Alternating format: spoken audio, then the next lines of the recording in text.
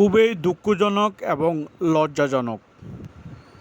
বৈষম্য বিরোধী ছাত্র আন্দোলনের সামনের সারিতে যারা নেতৃত্ব দিচ্ছেন তাদের মধ্যে লিজা একজন।